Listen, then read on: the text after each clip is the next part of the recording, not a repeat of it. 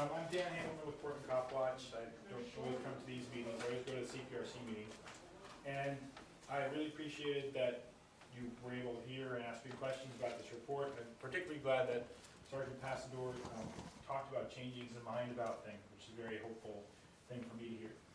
However, I did make a series of comments at the end of the CPRC meeting, and some of what I recommended made its way into the report and some of it did not. And particularly some of the things I'm concerned about that are still in the report is that it states that it appears to the committee that the Bureau's policies uphold human rights. I think that's on page 2. And to me, saying that something that, you know, okays the use of violence upholds human rights is just very discouraging to see coming from a Human Rights Commission.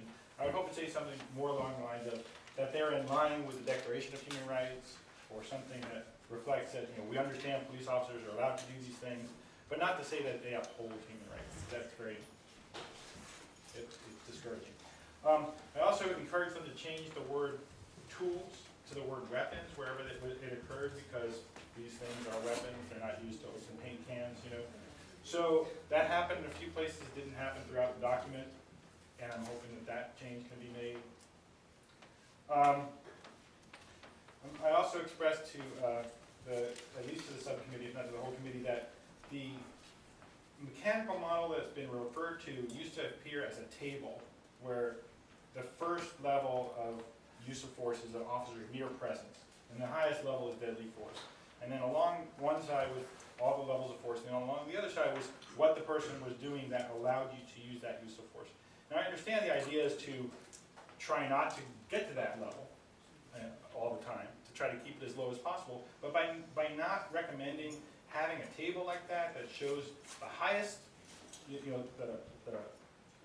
highest amount of force can be used at a certain level of resistance, you invite the interpretation of a reasonable officer, or reasonable use of force, to be whatever the officer thinks is reasonable. I hope I'm making sense. So I'm hoping that there, in addition to saying in each what the report before you recommends is that in each individual weapon directive, that it say this cannot be used when somebody is passively resisting. That, for instance, that's currently in the taser policy. But it'd be good to have a table somewhere that says you cannot use a taser on somebody who's passively resisting, so that the officers can just look at one thing and see this is what these weapons can be used for or not. I also mentioned, the auditor was here before, somebody from the auditor's office. They did a report about tasers, and they made a specific recommendation to make it so that Portland, unlike, to get in line, essentially, with a circuit court ruling, not allow the taser to be used when somebody intends to actively resist an officer, right? Because right now, if they actively resist, you can use the taser. If they passively resist, you can't. But our current policy says if they intend to actively resist, then they can use a taser. And the auditor's office said, most other jurisdictions don't say that.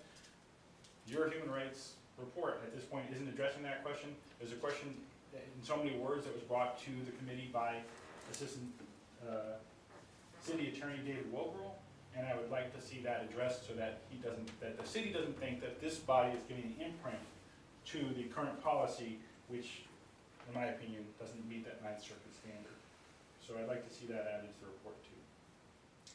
I'm a little frustrated that the stuff about race percentages is not in this report, because I typed up all my comments at the end of the last meeting, including links to the use of force reports from previous years. Now the first one didn't include those statistics, but the second one did, after Portland CopWatch pushed for them to be in there. So the 2009 statistics at least are available, and 30% of use of force is used against African Americans in our city, which is 6% black.